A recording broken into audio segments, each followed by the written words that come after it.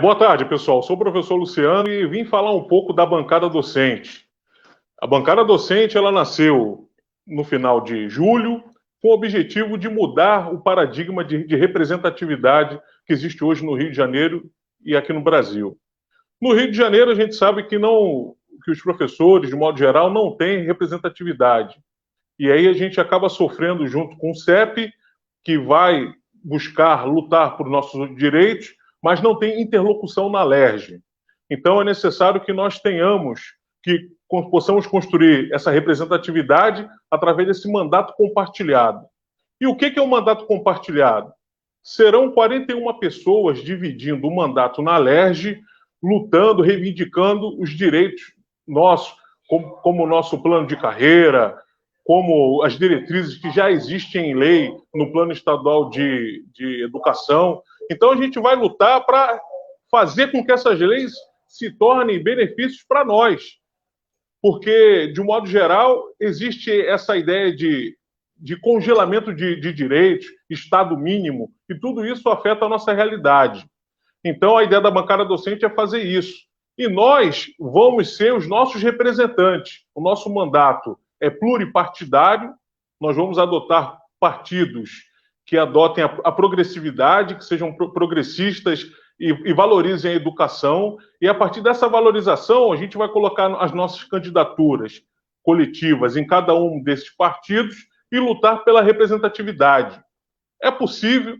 Os últimos deputados eleitos aí em 2018 tiveram em torno de 13 mil votos e a gente consegue uma representatividade. Seria interessante conseguirmos pelo menos uns 10 deputados para poder lutar e exigir os nossos direitos. E eu acredito que todos nós temos que participar, não só reclamar na sala de aula, reclamar na sala dos professores, a gente tem que participar e agir. A gente está criando um movimento, já somos mais de 2.000 no grupo, temos agora o grupo de WhatsApp, temos que dar nossas contribuições. A ideia não é ser contra o sindicato, muito pelo contrário, é fazer a interlocução com o CEP. O CEP hoje chega na LERJ e nada consegue fazer porque não existe uma bancada docente lá. Na LERJ, por exemplo, tudo funciona através da Comissão de Educação. E essa Comissão de Educação tem 7 deputados. E só um deputado é a nosso favor, que é o Serafini. Então, é uma dificuldade muito grande. Então, mesmo ele sendo presidente dessa comissão, é uma dificuldade muito grande.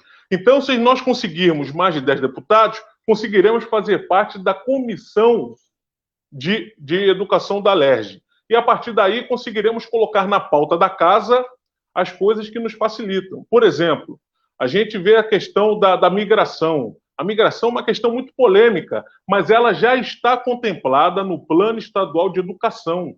Já existe até um objetivo de colocar os professores da SEDUC com dedicação exclusiva. É lei. Já está lá na Lei 5597. Ela foi criada em 2009. Temos que colocá-la para valer. Essa questão do regime de recuperação fiscal, né, que existe, não desobriga o Estado a dar o reajuste salarial, e ele não faz, temos que exigir em lei. Temos que exigir também a nossa participação no controle dessas políticas educacionais, discutir o que vai ser trabalhado em sala, o que vai ser trabalhado. Então, o Plano Estadual de Educação ela dá essa possibilidade. Só que, infelizmente, a gente não consegue por falta de representatividade. E a nossa luta é essa, convocar cada um de vocês aí para que participem. Todos os professores, em todas as regionais, participem para a gente poder fazer a mudança. É um prazer falar com vocês. E agora eu passo para o meu amigo aqui, o Máximo. Máximo, toma aí. Muito bom, Luciano, muito bom, obrigado. Acho que você apresenta as nossas reivindicações e aponta caminhos para que elas se tornem reais. Muito obrigado. Conto com você pelo caminho. Vou trazer o professor Fred para conversar com a gente e a gente se vê. Abraço, amigo. Um abraço. Bem-vindo, Federico Lustosa, professor, muito obrigado. Esse sobrenome aí, o meu e o seu, parece esquisito, parece indicação de família. Eu queria aproveitar para agradecer a generosidade de falar com alguns professores da rede estadual e explicar para a gente da melhor maneira possível esse universo legal, administrativo, político, que se junta e constrói uma narrativa que não é nada favorável para a educação pública, principalmente a rede estadual do Rio de Janeiro. Eu vou ler aqui rapidamente um currículo do professor Frederico Lustosa, professor do Programa de Pós-Graduação em Administração da Universidade Federal Fluminense e membro da Academia Brasileira de Ciências da Administração, titular da Escola Brasileira de Administração Pública e Empresa, EBAP, da Fundação Getúlio Vargas. Lançou agora, em 2019, o livro Guerreiro Ramos, Entre o Passado e o Futuro, e um outro livro, destaque que eu encontrei, é Política e Gestão Cultural, Perspectiva Brasil-França. Dois artigos seus que eu vi que me interessaram bastante, que eu utilizei, inclusive, numa aula na UERJ, é História, Narrativa e Representações da Administração Pública Brasileira, muito interessante. Y un español, Corrupción y Combate a la Corrupción en Brasil, Hechos, Mitos y Impactos de la Operación Lava Jato. Fred, muito obrigado pela sua generosidade, por estar com a gente. A gente é todo ouvidos. Seja bem-vindo. Obrigado de novo.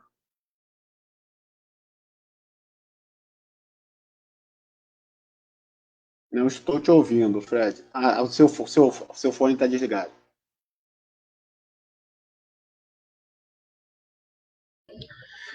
Obrigado a vocês, desculpe aí pelo detalhe técnico. Boa tarde a todas e todos, é uma satisfação muito grande estar aqui reunido com esse grupo que se propõe a empreender um trabalho político aí de organização da sua categoria, no sentido de buscar a construção de um espaço político para não só defender os interesses da classe, mas, sobretudo, a educação pública, no momento em que ela parece um pouco ameaçada. Espero, então, que essa discussão seja útil para a formação de uma agenda de trabalho aí para vocês e que vocês possam prosperar nesse projeto de constituir uma bancada ou, pelo menos, ter lá alguns representantes que possam estar realmente identificados com as lutas pela educação pública de qualidade. Bom, essa discussão, ela está evidentemente na ordem do dia, né? Muito recente o envio dessa emenda, ela ainda não começou verdadeiramente a tramitar, é possível que esse ano de 2020 pouco aconteça, né, e que os debates se intensifiquem a partir da próxima sessão legislativa em 2021. Né? O governo tem muitas prioridades aí de tramitação no Congresso, então acredito que isso vai ocorrer de forma mais intensa a partir de 2021. Nós temos aí um documento, né, que está disponibilizado e que foi feito de maneira muito reservada no âmbito do Poder Executivo, e as pessoas não tiveram acesso às discussões, os documentos que instruíram esse trabalho. Então, a gente se vê diante de uma emenda longa, complexa, que mexe em muitos artigos da Constituição, e apresentada apenas em PowerPoint e numa sucinta exposição de motivos, né, que deixa de apresentar muitos aspectos importantes que mereciam ser explicados. A gente vai falar um pouco sobre essas lacunas, né? Antes de entrar na discussão mesmo da emenda e do projeto de reforma administrativa, que recebe o nome desgastado de nova administração pública, convém fazer uma breve retrospectiva das tentativas de reforma administrativa no Brasil. No século XX, né, nós tivemos 3 projetos de reforma mais ou menos bem-sucedidos. O primeiro ocorreu nos anos 30, a partir de 1936, pouco antes do golpe que levou à ditadura do Estado Novo, é que começou a ajustar as carreiras do serviço público. E no ano seguinte, em 1937, já no Estado Novo, foi criado o DASP, o Departamento Administrativo do Serviço Público, né, e que introduzia o sistema de mérito na administração pública, né, os concursos, as formas de progresso, mediante também promoção por mérito, né, os concursos públicos, a promoção por mérito, a padronização de determinados procedimentos, né? Ou seja, se tentava ali introduzir uma administração mais burocrática no país, né? Ou seja, superar um pouco do velho serviço civil, né, de viés, digamos assim, patrimonialista, para introduzir uma administração burocrática no sentido weberiano da palavra, né?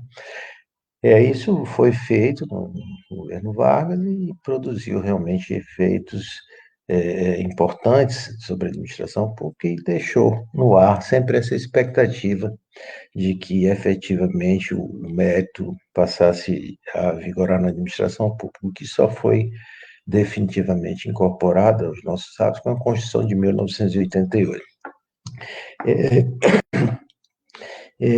30 anos depois, em 1967, nós tivemos a segunda grande reforma administrativa, com a edição do Decreto-Lei 200. Essa reforma começou a esboçada ainda no governo João Goulart, quando ele criou um.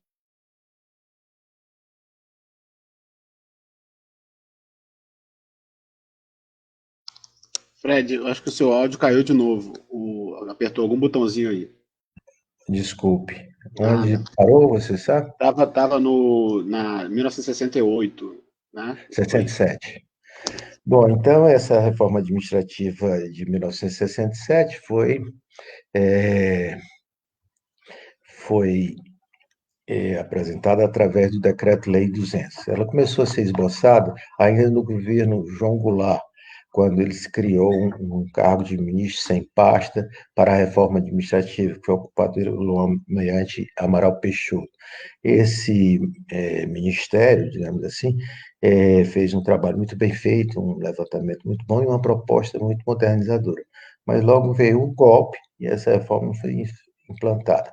Mas foi criada uma nova comissão no âmbito do Ministério do Planejamento, que esboçou esse decreto a partir dos documentos que tinham sido elaborados ainda no governo Goulart. E saiu essa reforma, que é uma reforma para aquele momento extremamente moderna, de caráter autoritário, tecnocrático, mas bastante moderna, introduzindo várias novidades na administração pública. A distinção entre administração direta, indireta, a administração por sistemas, a padronização das estruturas, os sistemas de controle interno e externo, uma série de aspectos que eram bastante inovadores e que foram, de fato, implantados. Esse decreto-lei 200 ainda está em vigor, né, embora muita coisa tenha mudado, mas ele é realmente um marco importante nas reformas administrativas.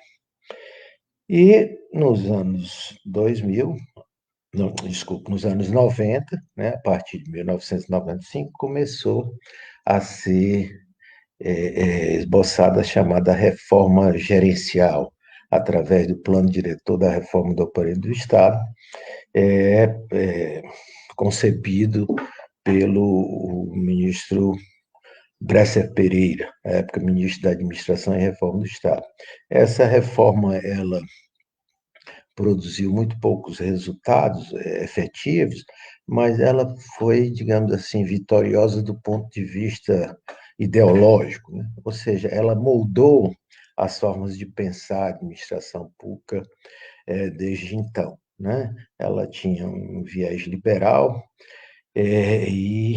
mas tinha aspectos positivos que não vamos ter tempo de explorar aqui, mas o fato é que, apesar de não ter produzido nenhum efeito, quer dizer, pouco efeito prático, ela produziu essa, digamos assim, mudança política ideológica nas concepções sobre a administração pública, né? Então, essa maneira de pensar, de ver, foi passada através dos concursos, das exigências para os concursos, pelas escolas de governo, os cursos de formação, etc.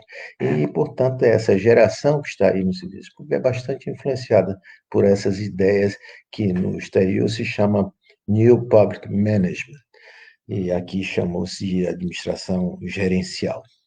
Bom, isso é só para dar um panorama, para dizer que em torno de a cada 30 anos, né, surge a proposta de uma reforma. Nós estamos com 25 desde que teve início o lançamento desse plano diretor, que resultou na emenda constitucional número 19, aprovada 2 anos depois, né, e que introduziu algumas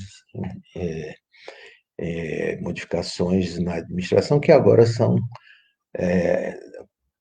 objeto dessa nova proposta de emenda constitucional que tenta aprofundar algumas coisas que ali estavam e, eventualmente, distorcer outras que ali foram introduzidas. Bom, com relação ao documento, né, o projeto de emenda constitucional, é preciso partir do suposto de que é uma proposta de inspiração claramente neoliberal, né? E em que se traduz essa inspiração neoliberal? Em primeiro lugar, é uma proposta que parte do princípio que o Estado é intrinsecamente ineficiente. É uma proposta, digamos assim, estatofóbica, né? Ou seja, tudo que vem do Estado merece ser condenado. O Estado é o problema e a única solução possível é reduzir o tamanho do problema, quer dizer, reduzir o tamanho do Estado. E parte também, em decorrência disso, da ideia de que o mercado é sempre virtuoso. Todas as soluções que forem introduzidas através do mercado serão sempre positivas e virtuosas. Essa visão do mercado virtuoso leva a confundir cidadãos com consumidores, né? O cidadão não é um consumidor, ele é titular de direitos, né? Ele consome bens e serviços produzidos pelo Estado e que muitas vezes o Estado é monopolista. Se não é monopolista totalmente, no sentido de que só ele produz aquele bem, ele é monopolista pelo menos para as classes mais pobres, que não têm como recorrer a outro prestador. Então, essa ideia do cidadão como consumidor é equivocada, na medida em que o cidadão não tem a opção que o consumidor tem de trocar de fornecedor. Eu não posso mais trocar de fornecedor quando a segurança não funciona, a justiça não funciona, e nem mesmo a educação e a saúde, né? Eu preciso sempre recorrer a esse único fornecedor que eu posso ter acesso, que é o Estado. Portanto, essa visão do Estado como problema, né, é uma ideia que acaba por excluir do acesso a determinados bens e serviços públicos toda aquela população que não tem como comprá-los, né? E mesmo a ideia de redistribuir renda para que as pessoas comprem serviços, ou seja, em vez de dar à escola pública, dar um voucher para que o cidadão pobre compre serviços na iniciativa privada, já se demonstrou desastrosa, pelo menos lá no Chile, onde foi introduzida. Então, são pressupostos que estão aí na origem neoliberal da proposta. Em segundo lugar, ela parte do mito de que nós temos problemas de gestão na administração pública e basta melhorar a gestão que todos os problemas se resolvem. Ora, a maioria dos problemas públicos são problemas de natureza política, porque envolvem conflitos distributivos. ou seja, problemas que não podem ser resolvidos tecnicamente, mas sim politicamente, porque não requerem soluções técnicas e soluções políticas, de composição de interesse, de concertação de preferências de cidadãos motivados por interesses diferentes. Então, é outro equívoco que está na base dessa proposta. Bom, dado esses históricos, esses pressupostos, vamos então apontar aqui duas coisas que são essenciais e que não vieram apoiar esse documento. A primeira delas é uma base conceitual consistente. Eu fui um crítico muito vigoroso da reforma administrativa proposta no governo Fernando Henrique sob a liderança do ministro Bresser Perillo. Né? O ministro Bresser Pereira, inclusive, depois repensou muitas das ideias que ele havia aderido naquele momento, é um intelectual muito respeitável, um homem que tem uma obra significativa e hoje tem posições muito positivas, né, na defesa do Estado brasileiro, da nossa economia, da nossa autonomia, da nossa independência e da nossa capacidade de construir nosso próprio destino. Mas a reforma dele tinha uma série de aspectos que não vamos discutir aqui, mas que foram objeto de críticas de vários estudiosos da matéria, e eu me inscrevia entre esses críticos. Mas uma coisa não se pode negar ao documento produzido pelo ministro Bresser, o plano diretor da reforma do aparelho de Estado. Era um documento muito consistente, né? Ele tinha uma base conceitual, ele se esforçou, se esmerou no sentido de buscar a literatura mais recente, buscar as experiências internacionais e construir uma proposta com começo, meio e fim. Mesmo que você discordasse dos projetos, você via claramente que se tratava de um trabalho consistente, um trabalho. E mais, ele tinha feito um diagnóstico bastante aprofundado, pelo menos naquele momento, né? Essa reforma que está sendo proposta, ela nem tem essa base conceitual, nem tem esse diagnóstico. Se você lê a exposição de motivos, você vê que ela não traz um número que justifique o principal argumento para a proposta da reforma, ou seja, a redução dos gastos públicos com o pessoal. E mais, como a gente vai ver depois com mais detalhe, ela deixa de mencionar que esse impacto, em função das exceções que ela mesma cria, vai acabar sendo muito reduzido, né? Então, vamos então, discutir alguns dos pontos da reforma. O primeiro tópico que se menciona.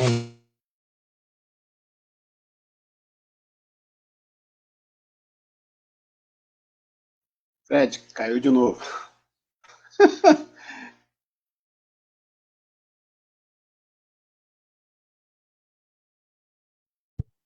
Oi. Tá bem.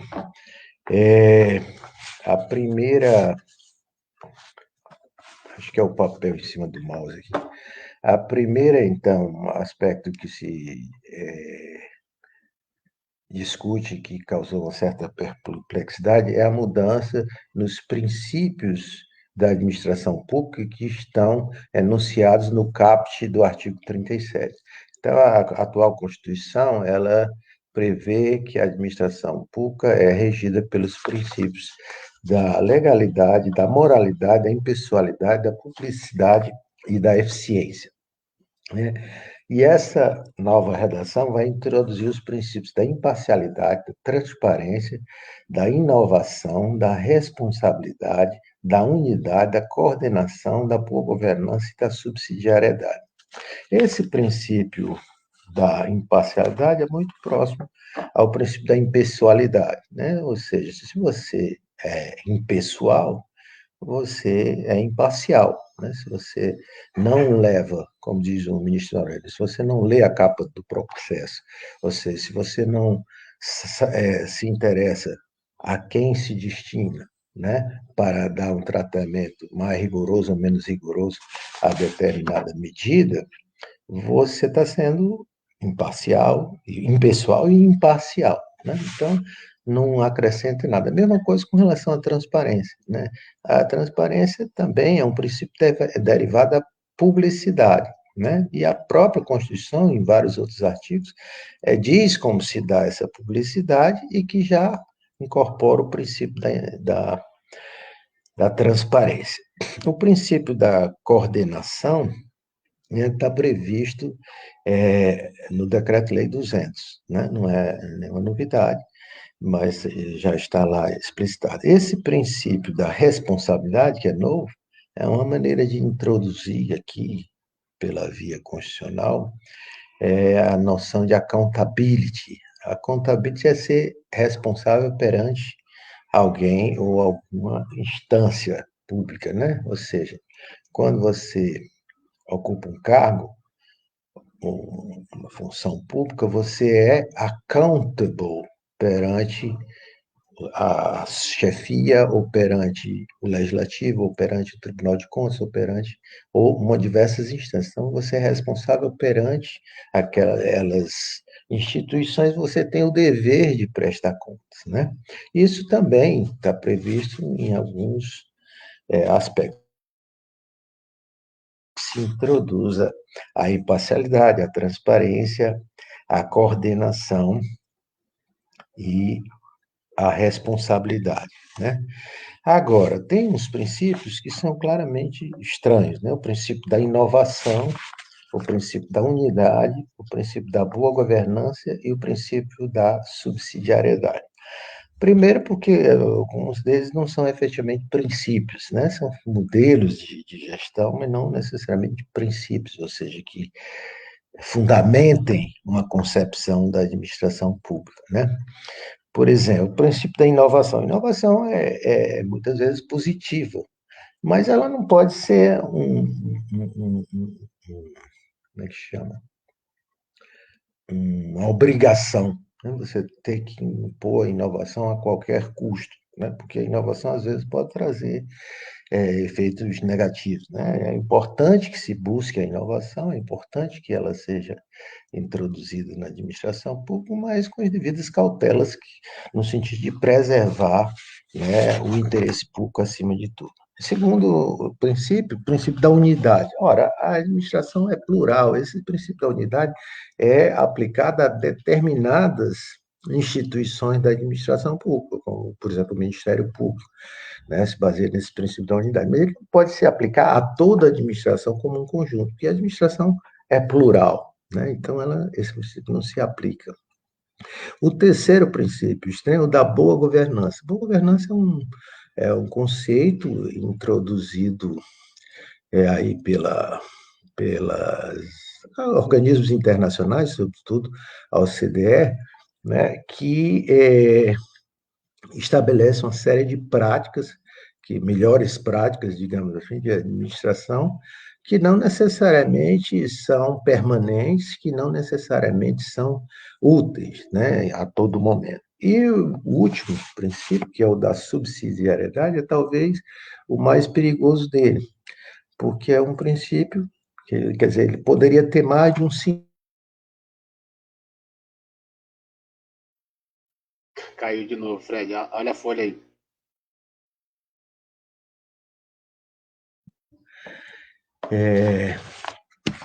Vou tirar daqui. O princípio da subsidiariedade é um pouco perigoso. Ele pode ter dois sentidos. No sentido, por exemplo, de que a federação pode se basear no princípio da subsidiariedade, quer dizer que tudo que o Estado, tudo que o município puder fazer, o Estado não fará. Tudo que o Estado puder fazer, a União não fará. Isso é o princípio da subsidiariedade aplicada ao Pacto Federativo. Mas também pode se referir às relações entre o Estado e a iniciativa privada, ou seja, tudo que a iniciativa privada puder fazer, o Estado não fará. Ou seja, o Estado vai se demitir de tudo aquilo que a iniciativa privada faz. Por exemplo, a educação, saúde e muitas coisas que a iniciativa privada faz, o Estado não fará. Então, é um princípio realmente difícil de aceitar que venha balizar e presidir o funcionamento da administração. O segundo aspecto importante é essa mudança da natureza dos vínculos, né? Ele introduz aí três tipos de vínculos para os cargos efetivos, além dos cargos em comissão, que ele muda para cargos de liderança, né? Que não quer dizer absolutamente nada, é uma bobagem, mas os antigos cargos de direção e assessoramento passam a chamar de liderança e assessoramento. Mas a mudança efetiva se dá com os servidores efetivos, né? Os servidores que já atualmente estão no regime jurídico único, que passa a ter três tipos de vínculo. O vínculo por prazo indeterminado, que seria próximo à maioria dos servidores hoje, os cargos típicos de Estado e os cargos temporários.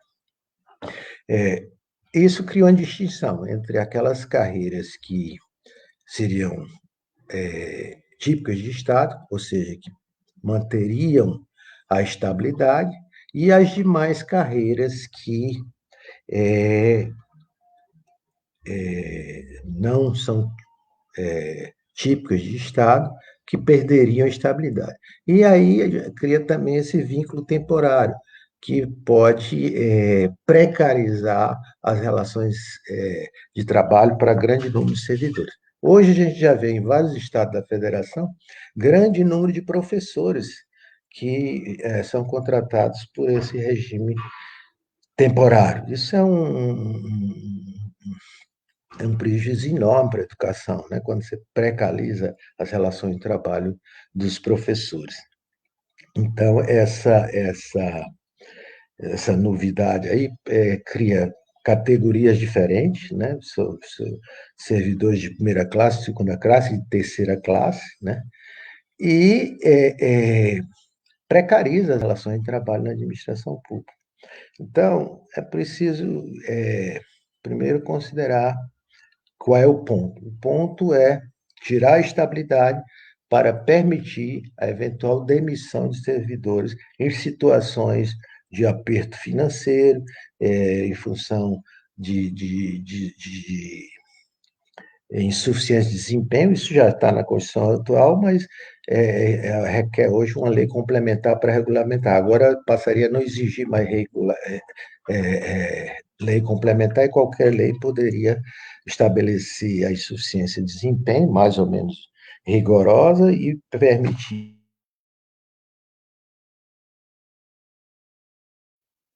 Caiu. Impressionante. E esses temporários que não têm garantia absolutamente nenhuma, né, da sua qualidade do seu vínculo empregatício, né? Então, é uma situação realmente preocupante. Agora, a estabilidade, a discussão sobre estabilidade é introduzida aí sob duas alegações. Segunda, primeira é essa de dificulta a demissão por insuficiência de desempenho e, eventualmente, pela necessidade do Estado ajustar as suas finanças. E, em segundo lugar, ela, segundo esses críticos, levaria à acomodação dos servidores, ou seja, na medida que eles estariam com estabilidade, eles ficariam acomodados, não se interessariam em ter o melhor desempenho, oferecer o melhor serviço ao cidadão, né? Isso é um mito, nunca se provou isso, nunca se pesquisou concretamente para avaliar como se dá na prática, né? Mas o mais importante é que se veja para que serve a estabilidade. A estabilidade é uma proteção, mais do que ao servidor, ao cidadão. Ele assegurar que o servidor possa exercer suas funções com independência, com imparcialidade, né? E que possa ter segurança daquilo que ele faz. Então, a estabilidade não é um benefício para o servidor, é um benefício para a sociedade como um todo. Então, é fundamental que ela seja mantida, não só para uma classe de privilegiados. Só que essa reforma, ela exclui da sua esfera, né, as chamadas carreiras típicas de Estado. O que é que ele chama de carreiras típicas de Estado? Na verdade, a antiga, desde da reforma Bresser, né, nos anos 90, essa discussão vem sendo feita, né, que existiriam determinadas carreiras que, pela sua natureza, precisariam da proteção da estabilidade, né? E aí, depois a gente